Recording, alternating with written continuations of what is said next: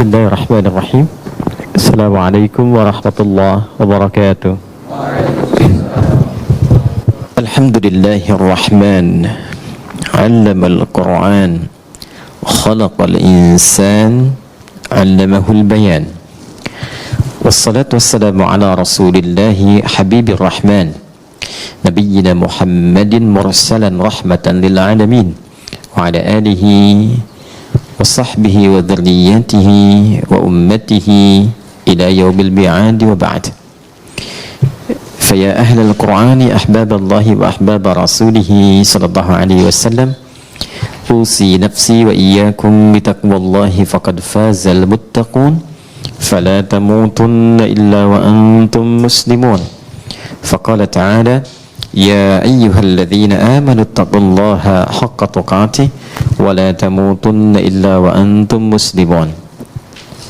Keluargaku di musyawarah, baik teman-teman pengelola yang saya berkeyakinan insyaallah dengan hadirnya saja di tempat ini menjadi satu di antara sekian tanda kebaikan yang semoga diberkahi oleh Allah Subhanahu wa taala. Juga para asatidzah, Ustadz Faiz, para santri, dan yang terhubung bersama kita saat ini, baik di kanal YouTube ataupun di Zoom, kita sama-sama pertama mendoakan semoga kita semua senantiasa disehatkan dan dimuliakan oleh Allah Subhanahu wa taala. Yang kedua, kita bermohon semoga saudara-saudari kita yang saat ini berkehidupan namun belum beriman diberikan kekuatan, kemampuan untuk bersyahadat sebelum ia wafat menghadap Allah Subhanahu wa taala. Kita juga berdoa semoga para pelaku maksiat siapapun, boleh jadi kita termasuk di dalamnya, diberikan kemampuan oleh Allah untuk bertobat dan mengisi sisa-sisa usia sehingga lebih baik hayatan thayyibah dan wafat dalam keadaan husnul khatimah insyaallah. Ada dua yang kita coba akan bahas dengan singkat namun padat insyaallah. Yang pertama adalah seputar hadis lebih lengkapnya qala Rasulullah sallallahu alaihi wasallam. Satu kali Rasulullah sallallahu alaihi wasallam pernah bersabda, kullu amrin dhi balin la yubda'u fihi bi bismillahirrahmanirrahim fahuwa abtar atau fi riwayatin fahuwa aqta'.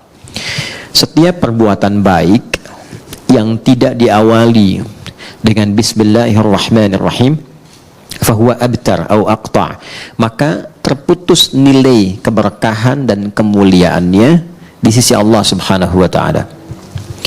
Hadis ini singkat, padat, tapi dalam.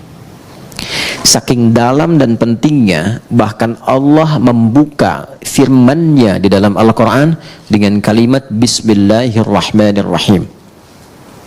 Bahkan ada para ulama ahli Quran sampai menyimpulkan, jika Allah saja membuka firman-Nya mengawalinya dengan Bismillahirrahmanirrahim, maka lebih patut setiap hamba itu meneladani dengan membuka dan mengawali seluruh aktivitasnya dengan Bismillahirrahmanirrahim. Apa pentingnya Bismillahirrahmanirrahim itu?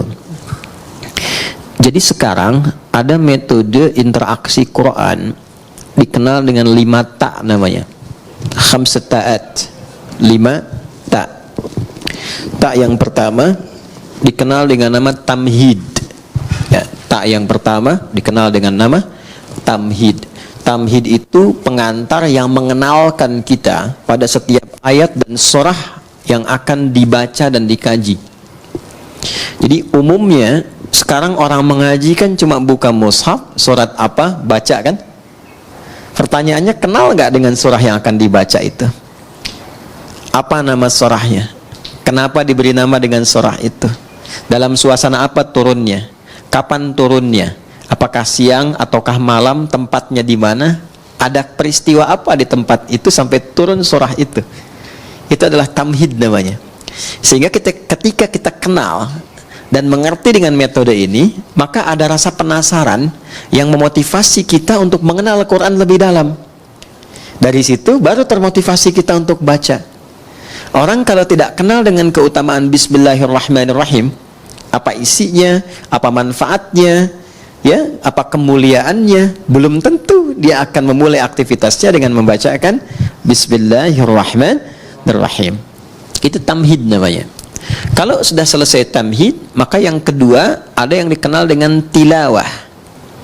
Tilawah itu membaca yang mengantarkan pada pemahaman. Baca dengan benar. Karena ini wahyu firman Allah, cara bacanya pun tidak seperti kita membaca bacaan biasa. Kita di SD kan dibimbing ya, bahkan dari TK sekarang ya, dibimbing untuk membaca dengan baik dan benar kan. Dulu masih Budi ya. Ini Budi ya. Ini Bapak Budi kan. Ini Ibu Budi. Sekarang sudah sampai ke tetangga ya. Ini tetangga Budi ya. Baik, itu kenalan Budi ya. Baik. Alhamdulillah. Tapi kan dibimbing supaya benar bacanya. Kita bayangkan, kita belajar biasa saja, dapat bimbingan baca yang begitu ketat supaya membacanya benar. Kenapa? Dengan benar membaca ini, benar memahami apa yang dibaca. Jadi falsafahnya, dasar awalnya membaca itu untuk mengetahui apa yang dibaca, sehingga mengantarkan pada pemahaman yang benar tentang informasi yang akan kita terima di balik bacaan itu. Salah baca, salah paham kan? Salah paham, salah mengerti, salah mengerti, salah menyimpulkan, salah menyimpulkan, salah menilai, salah berinteraksi, ya kan? Dan salah semua. Kalau tidak salah pahamnya, ya kan? Pahamnya yang salah kan? Ya kan? Itu jadi persoalan dalam kehidupan. Paham nggak? Ya. Nah, jadi ini yang kedua disebut dengan tilawah. Jadi baca Quran pun mesti benar. Karena itu kualifikasinya ketat. Ya, supaya apa? Bukan hanya benar baca dapat pahalanya, supaya pemahaman yang akan diantarkan lewat bacaan itu menjadi benar. Setelah paham cara membaca dengan benar, masuk tak yang ketiga, namanya tafsir. Tamhid, tilawah, tafsir. Nah, tafsir itu pada dasarnya adalah keumuman makna yang menjelaskan tentang isi bacaan. Tadi misalnya kita belajar nih, apa manfaatnya Bismillahirrahmanirrahim. Saking pentingnya kata Nabi, kalau lupa nggak dibaca itu atau sengaja tidak dibaca, berkahnya hilang, terputus nilai. Terputus nilai itu artinya nggak ada nilai ibadah. Dua ya, ada nilai, ada berkah, itu berbeda. Nilai menjadikan satu aktivitas berubah menjadi ibadah. Contoh, saya mau menulis misalnya. Aktivitas menulis itu kan umum, siapapun bisa menulis. Tapi ketika saya awali dengan Bismillahirrahmanirrahim, maka kegiatan menulis itu ditetapkan sebagai ibadah yang memiliki nilai. Perbuatan yang punya nilai di sisi Allah disebut dengan hasanah namanya. Perbuatannya berubah menjadi salih, nilainya disebut dengan hasanah.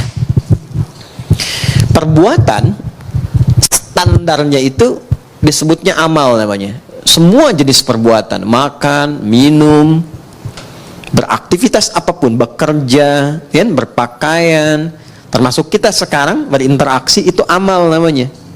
Ya, amal. Amal itu bahasa Arab yang menunjuk makna pekerjaan, perbuatan. Semua jenis perbuatan yang mengikuti tuntunan yang Allah tetapkan, yang ditunjukkan melalui Rasulullah SAW, ikuti. Misal saya mau makan nih, ikuti petunjuk nabinya, misalnya begini cara makannya, ya. Misalnya idza quddimat ta'am, kata Nabi SAW, kalau dihidangkan makanan, khudh biyaminika ma yalik, ambil dengan tanganmu yang paling dekat denganmu. Karena itu sunnah kalau kita makan, apalagi di keluarga misalnya, ya, teman-teman yang di sini atau tersambung di Zoom atau YouTube, di keluarga kan ada beberapa anggota keluarga, ya. Nah, kiranya di sebagian anggota itu ada yang makanan favorit. Ini suka daging ayam, ini suka tempe, ini suka tahu. Sunnahnya dekatkan dengan yang paling disukai, sehingga tidak menjangkau yang jauh, ya, yang tidak mendekat kepadanya. Dulu saya punya kawan dari Pakistan dan India. Ayam yang paling disuka dekatnya ke India. Yang Pakistan suka ayam tuh. Kan dulu kalau makan pakai nampan itu ya, yang bersama-sama itu. Jadi cerdik juga nih yang Pakistannya, diajak ngobrol yang Indianya. Di kisah nyata, ngobrol sambil diputerin tuh. Puterin ya, sampai ayamnya deket tuh ke yang Pakistan tuh. Tapi yang India juga cerdas. Begitu mau dimakan, kata orang India, kita kembalikan bumi berputar pada porosnya, katanya. Balik lagi. Nah, ini yang kita ingin sampaikan, bahwa semua perbuatan itu kalau kita benar kerjakan berdasarkan petunjuk yang Nabi pernah tunjukkan. Mau makan, dekatkan, ambil dengan tangan kanan, sambillah, sebut nama Allah. Tadi Al-Bukhari, qul bismillahirrahmanirrahim, sebutkan bismillahirrahmanirrahim. Maka perbuatan itu akan berubah seketika, memiliki sifat soleh namanya. Maka kita kenal dengan nama amal saleh. Kan? Semua perbuatan yang diikutkan pada petunjuk Allah. Nggak mungkin ikut Allah itu kalau kita nggak yakin, kan, dengan kebenaran Allah, dengan ketuhanan Allah. Nggak mungkin ikut petunjuk Nabi kalau nggak yakin Nabi itu Rasulullah, kan. Meyakini tanpa ragu kebenaran Allah sebagai Tuhan yang disembah, Rasulullah sebagai petunjuk berkehidupan untuk kita, namanya iman. Orangnya disebut mukmin. Iman ini yang menuntun semua perbuatan menjadi saleh. Ini nggak mungkin perbuatan jadi saleh kalau nggak ada iman. Jelas? Karena itu kata amal saleh di Quran saling bersanding dengan kalimat iman.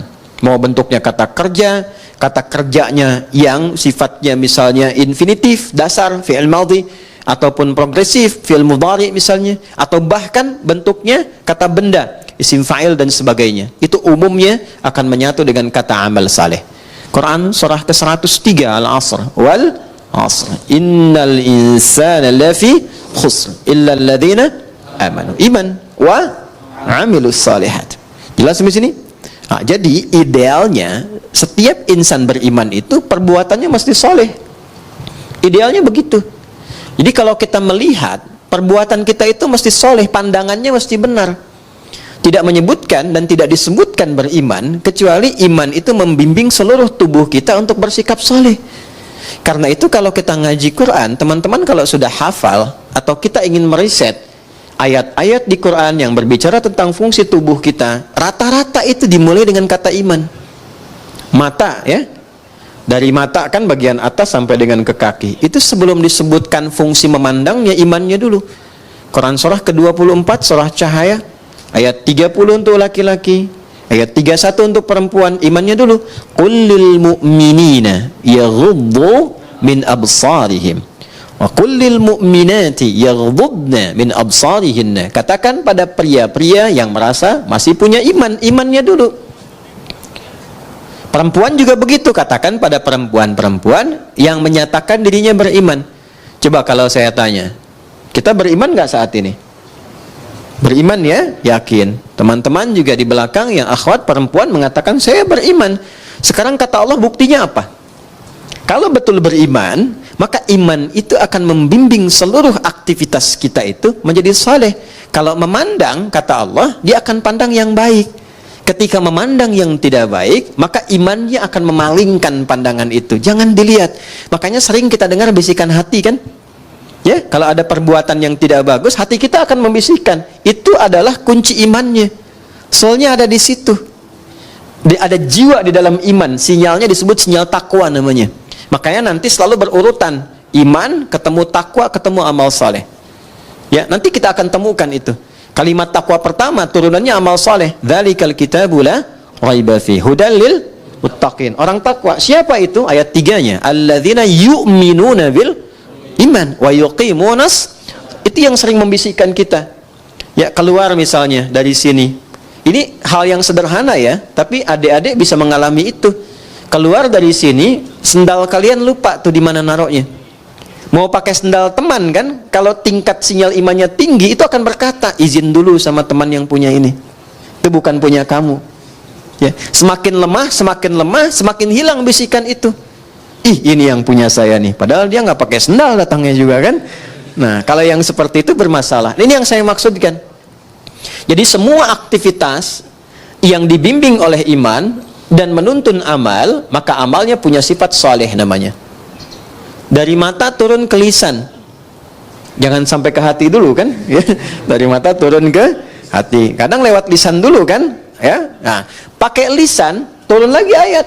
Bahkan hadis Nabi tegas. Kata Nabi, "Man kana yu'minu billahi wal yaumil akhir falyaqul khairan aw asmut." Anda tahu hadisnya. Siapa yang mengaku merasa beriman kepada Allah dan yakin akan dihisab di hari kiamat, maka dia akan menuturkan lisannya pada yang baik saja. Kalau tak mampu dia berkata baik, dia akan diam. Coba sekarang betapa banyak orang mengaku beriman tapi tak mampu imannya menjaga lisannya. Pasti ada problem di situ. Pasti ada problem. Sudah berapa lama selama hidup mencela orang lain, berkata-kata yang kasar, senang berselisih dengan kata-kata yang kotor. Padahal Allah sudah pesan, jangan berselisih, ya, jangan saling mencela, jangan bikin hoax. Itu kan perbuatan lisan yang sekarang banyak diwakilkan lewat tulisan, lewat tangan. Makanya di hari kiamat tangan itu disebut bicara. Al yauma nakhtimu ala afwahim wa tukallimuna aydihim, kan? Wa tashhadu arjuluhum bima kanu. Baik. Nah, sekarang Allah sudah kasih isyarat akan ada masa lisannya memang diam, tapi tangannya nggak mau diam. Ya, bikin status yang nyakitin hati orang, saling sindir lewat tulisan-tulisan di media sosial. Nggak nyangka ya si dia, padahal nyangka tuh. Kan orang yang bilang nggak nyangka itu sedang menyangka kan? Ya kan? Nggak nyangka ya, sedang nyangka itu. Ya. Jadi semuanya itu berjalan keseluruhannya. Turun ayat di situ. Quran surah ke-49 itu kan Al-Hujurat. Hei, mana Qurannya? Ayat 11 sampai 12. Ya ayyuhalladzina amanu la yaskhar qaumin. Sepanjang beriman pasti gak akan saling mencela. Sekarang betapa banyak bahkan di tempat-tempat majlis ta'lim, majlis ilmu, ikut pengajian, kok bisa saling mencela? Itu sifat iman bukan di dalamnya. Kan? Saling merendahkan.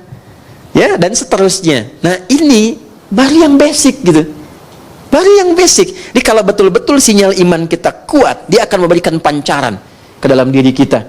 Makanya nanti akan nampak di wajahnya, akan nampak cahaya. Cahaya yang dimaksudkan tuh aura-aura kebaikan.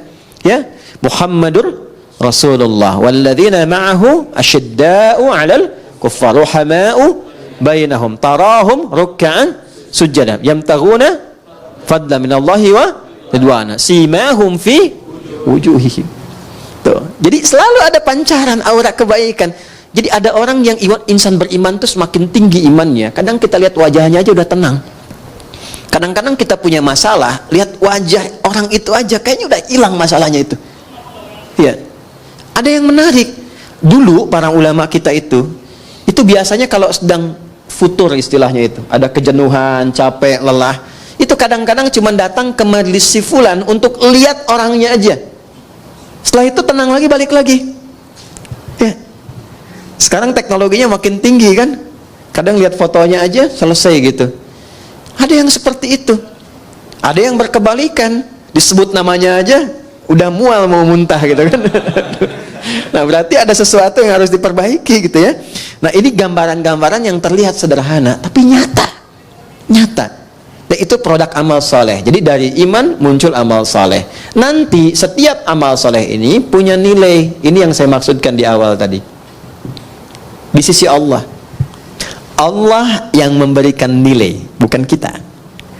Kalau kita memberi nilai, pandangan, sifatnya masih relatif.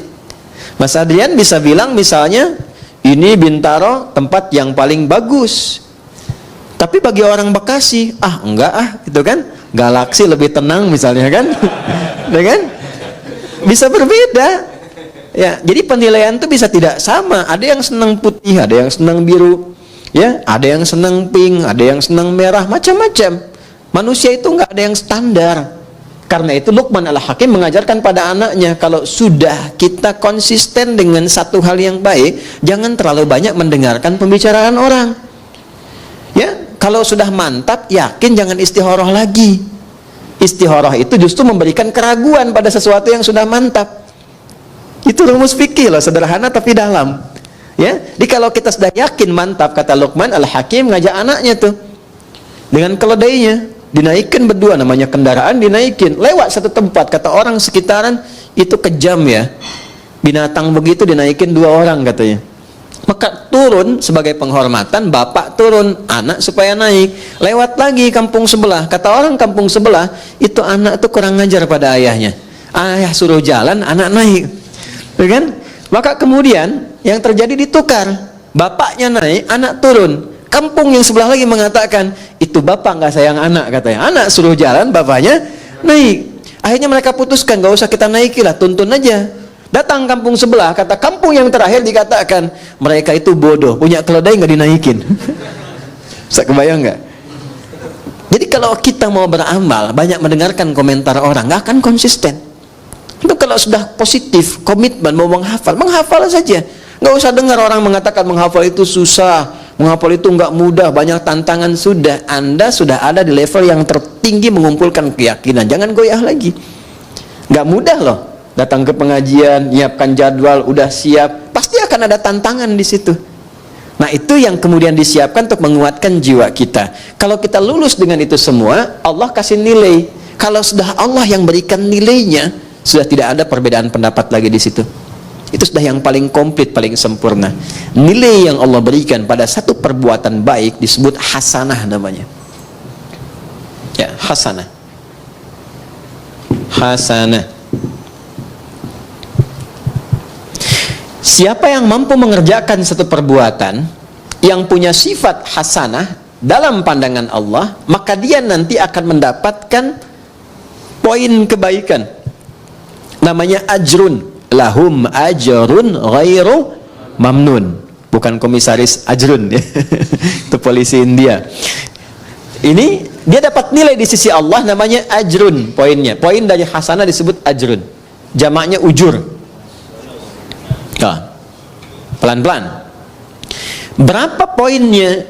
Ini yang kita sebut pahala itu. Ya, sekian pahala, sekian pahala. Setiap perbuatan hasanah dia punya nilai 10 nilai pahalanya. Itu ada di Quran surah ke-6 ayat 160. Al-An'am, Quran surah ke-6 ayat 160. Man jaa'a bil hasanati falahu 'asyru amsalihha. Setiap perbuatan yang punya kualifikasi hasanah, maka dia punya nilai 10 di sisi Allah. Ini yang kita sebut dengan pahala itu. Pahalanya 10. Nah, karena yang memberi nilai Allah, jangan dihitung dengan pola hitung manusia. 1, 2, 3, 4, bukan begitu.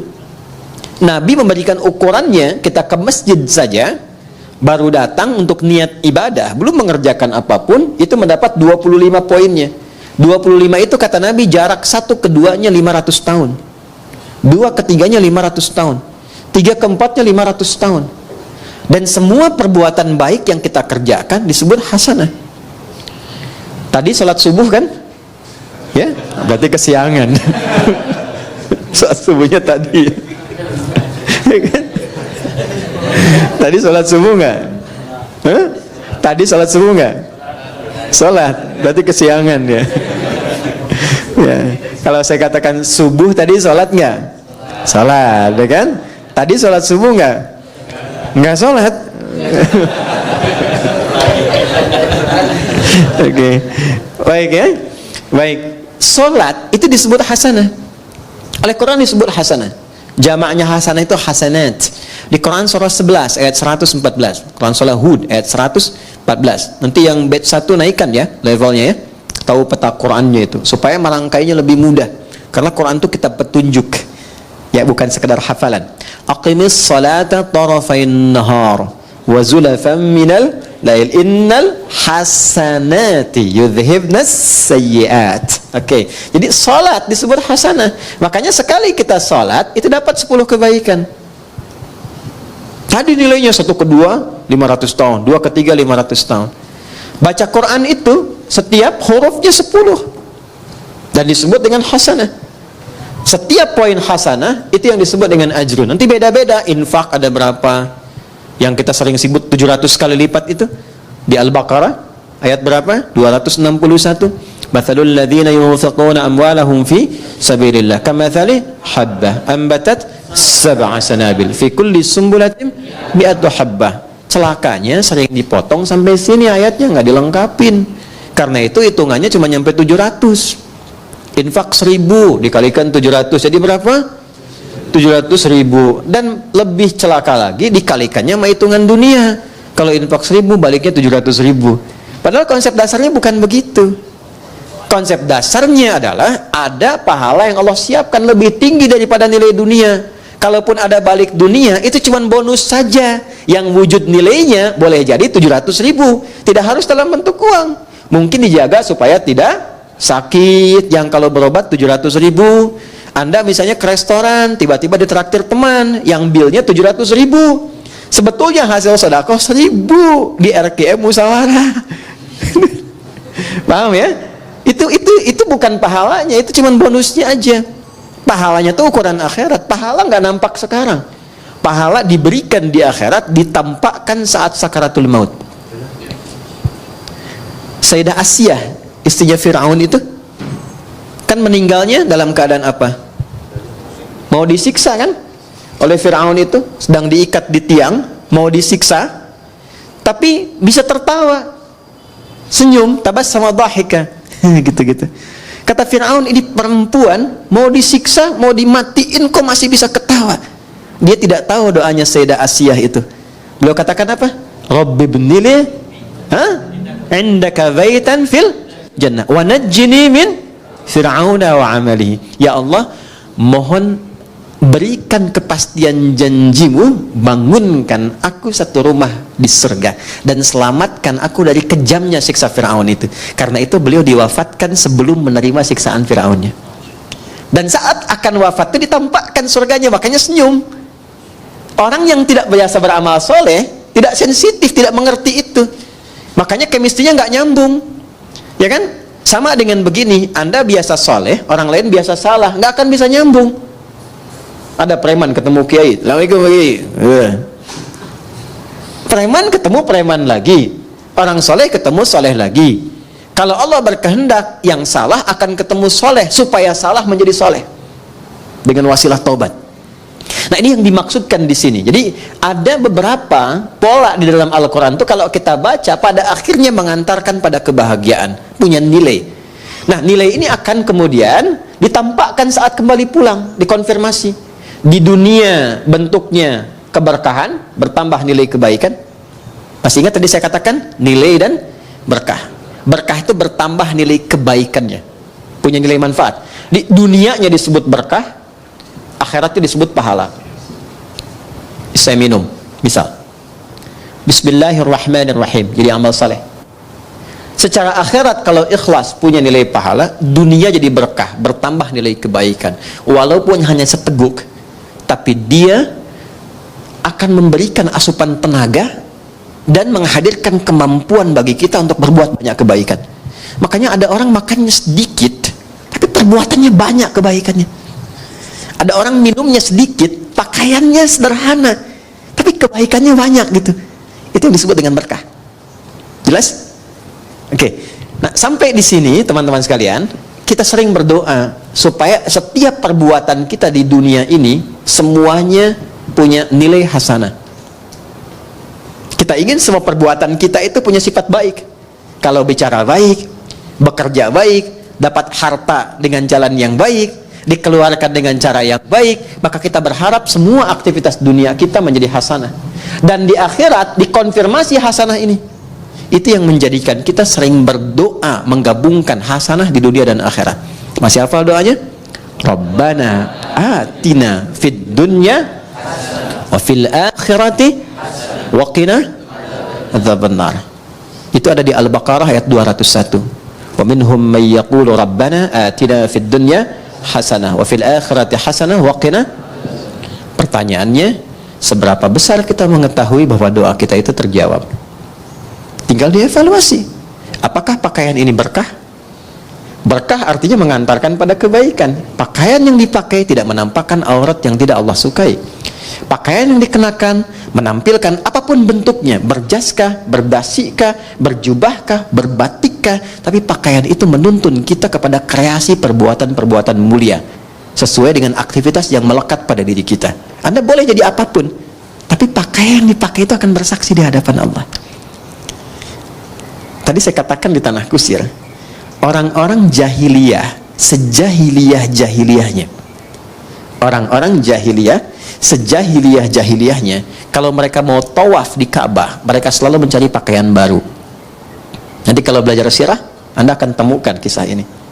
ternyata mereka punya prinsip. Kenapa harus pakaian baru? Karena pakaian lama boleh jadi pernah dipakai untuk berbuat maksiat. Jadi untuk tawaf pun mereka malu kalau pakai pakaian hasil dari maksiat. Padahal itu umat jahiliyah. Jadi kalau sekarang ada orang pakai pakaian dari hasil mencuri dibawa ke masjid, itu standarnya di bawah jahiliyah. Paham ya? Oke. Bahkan orang jahiliyah itu lebih baik tawaf tidak berbusana dibandingkan pakai pakaian hasil maksiat. Itu jahiliyah dulu tuh. Cuman salahnya tawafnya musyrik. Yang disembah bukan Allah, tapi berhala-berhala sekitarannya. Dan caranya pun harus dibetulkan, karena cuma bersiul-siul dan tepuk tangan. Jelas? Baik.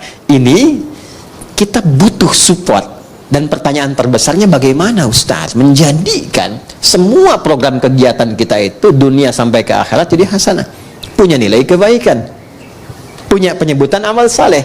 Maka rumusnya hadis yang di awal tadi kita bacakan, diawali oleh dinda kita tadi saat membaca dalam MC melalui hadis Nabi sallallahu alaihi wasallam. Kuncinya bismillahirrahmanirrahim. Maka kata Nabi, setiap perbuatan yang baik-baik, karena bismillah itu melekatnya pada yang baik. Nggak ada orang nyuri pakai bismillah.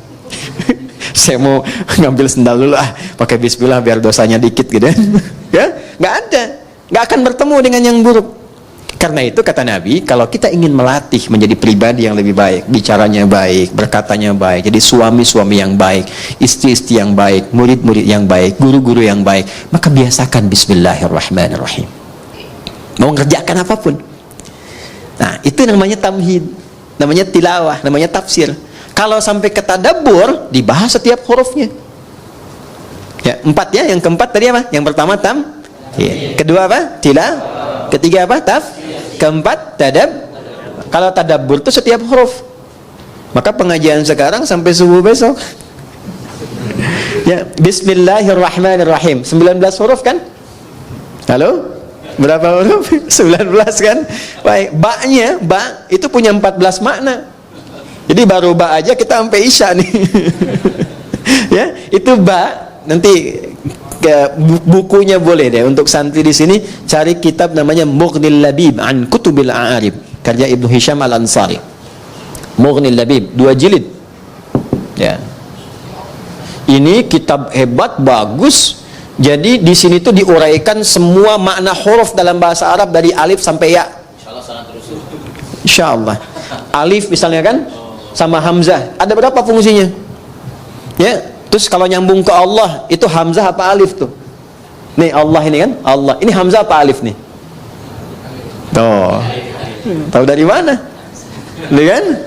Terus lamnya kenapa ada tasdidnya di sini?